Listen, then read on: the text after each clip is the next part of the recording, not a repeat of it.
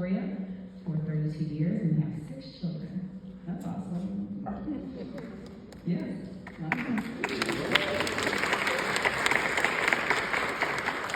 He attended Harris State University, where he studied criminal justice, but left to enter the Michigan State Police Academy.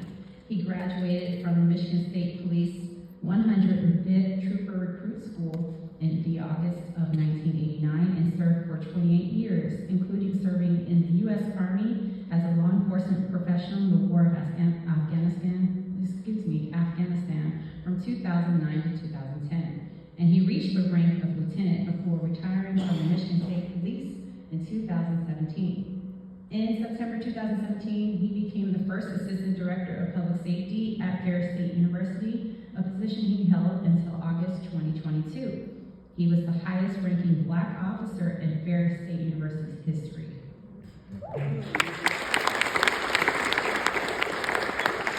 In August of 2022, he became the first Black undersheriff in Mecosta County's history as well. Without further ado, Gary Green.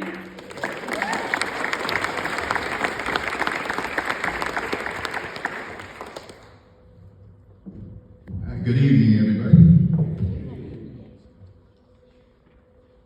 I'd like to thank Dr. Martin, and, Dr. Patterson-Stephens, and Dr. Murray, the Office of Institutional Diversity, Equity, and Inclusion here at this great university for hosting this event and inviting me to share with you today.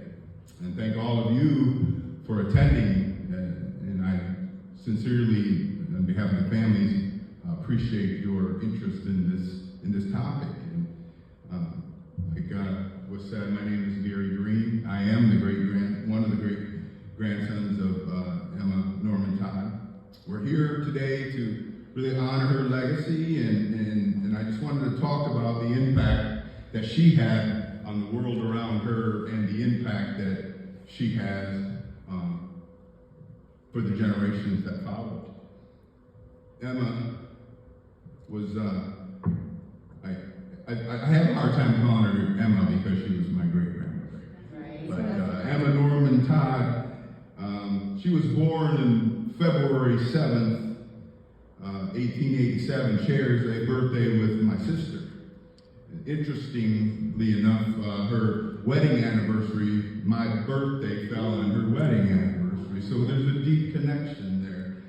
And she grew up in western Isabella County, about 20 miles west of here, in an area that is known as Remus, but at the time was known for the Bundy Hills. And I don't know if any of you know about the Bundy Hills, but it's the highest spot in lower Michigan. So that's where she grew up. And as a young lady, she attended and graduated from the Central Michigan Normal School, which is, we know today as Central Michigan University.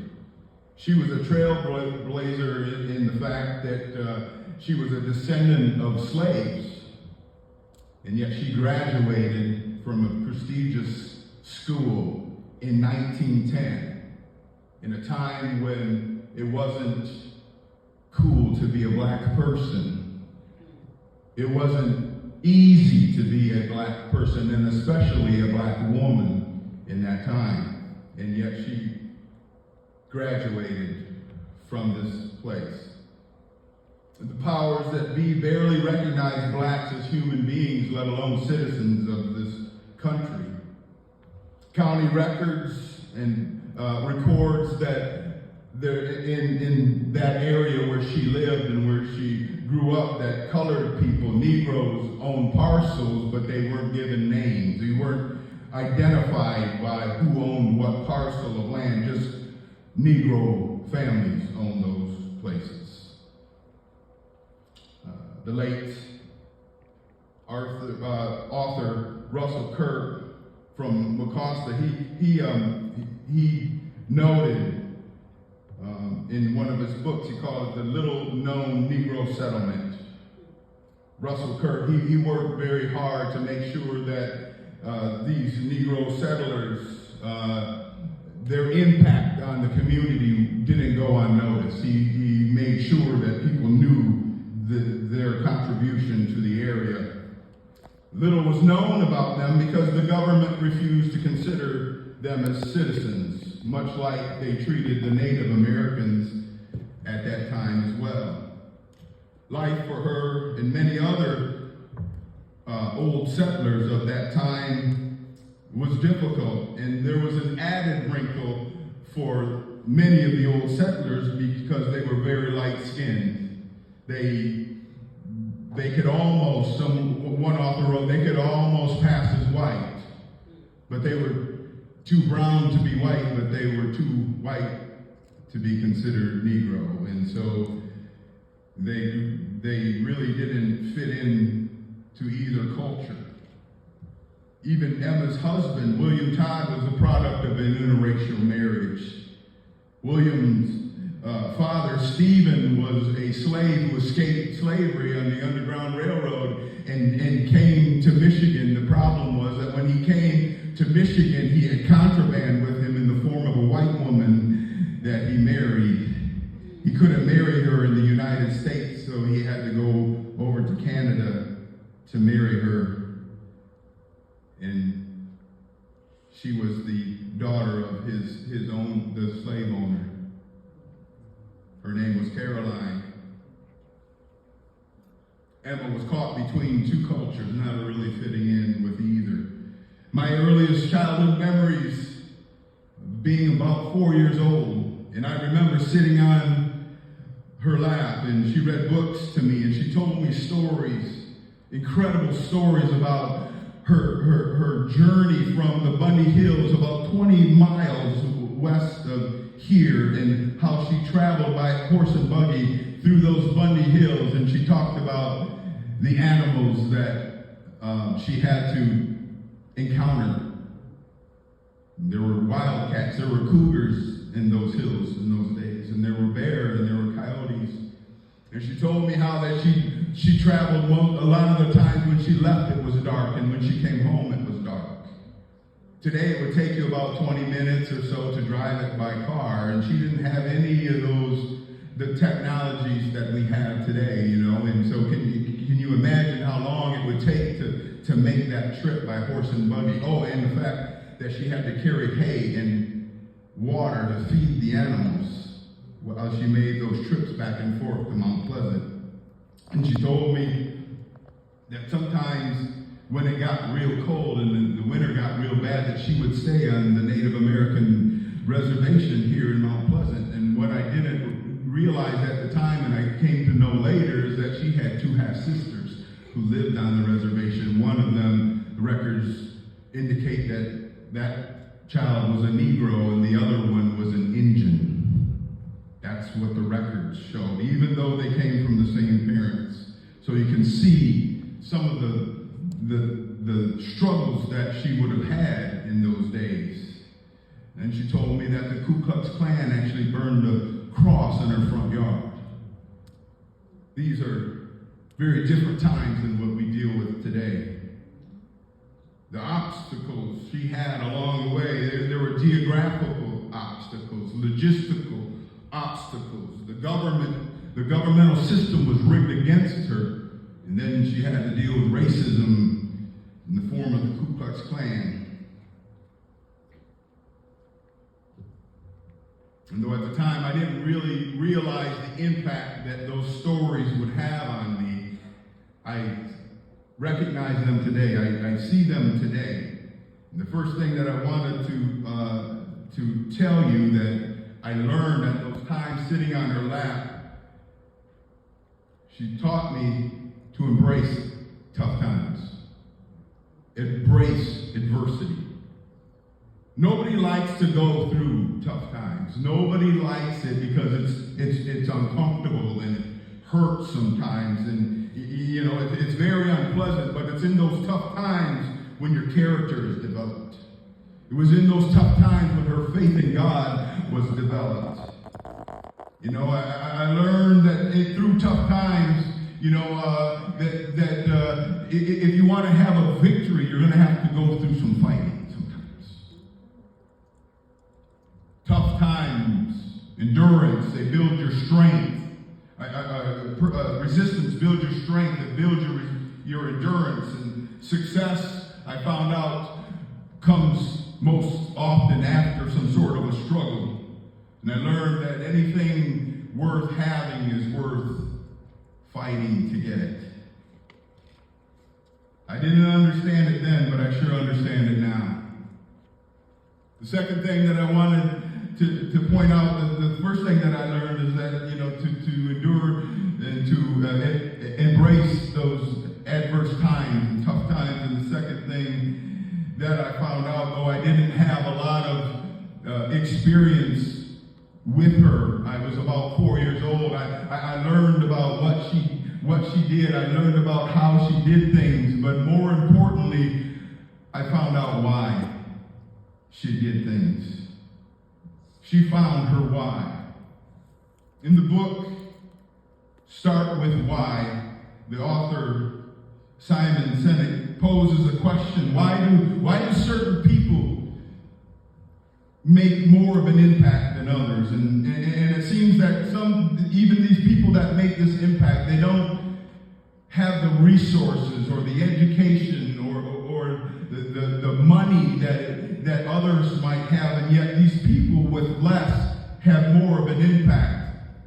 And Simon Sinek tells us, he suggests to us that why factor. The why factor. Why do you do what you do? Is it to get famous? Is it to make a name for yourself? Or is it to make the community better? That's what makes the difference. Emma Norman Todd did what she did. She endured the things that she endured so that she could help the people around her. After she received her teaching certificate from this institution, she came home and she taught her husband, and she taught her family, and she eventually taught her husband, and she taught the old settler families. You see, because they weren't allowed to attend schools with other children. And so she educated those around her. Her husband started a food bank to give food to needy families, and at a time when banks would not lend to people of color, they started lending money to people. She did everything that she did to help others, to inspire others, to treasure and defend and promote their culture. Her daughter-in-law, Ione Todd, my grandmother, and her 3 daughters, my mother Diana, her twin sister Diana, and her older sister Marcia, they go to great lengths to record the history of the old settlers, to make sure that history and that culture never dies. Ione and her daughter Deanna, they made a quilt that told our family's story, and that quilt hung in the Smithsonian Museum in Washington, D.C. for a time. That love and appreciation and that dedication to preserve that culture was handed down. My daughter, at 9 years old, tried her hand in making a quilt. And some of you that went to that luncheon beforehand got to see the quilt that she had made as a young girl. That love for our family's history has been preserved and handed down.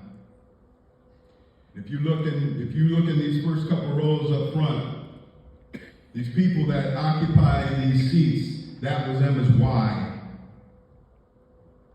These people are why she did what she did. I am why she did what she did. Why she endured what she endured. My time on her lap taught me that there's power in adversity. It taught me if I wanted to make an impact that I have to figure out what my why is. And it taught me that one person with a purpose and on purpose can absolutely transform a culture and create your own. A culture that inspires others to create a world that they and others want to live in, right? She wants to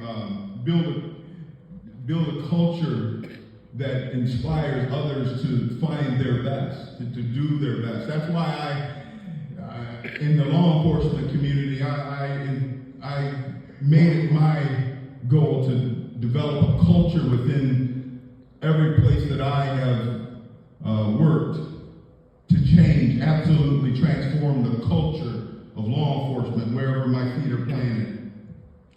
Every police agency that I've worked for, from the state police to the county sheriff department to the local university police departments,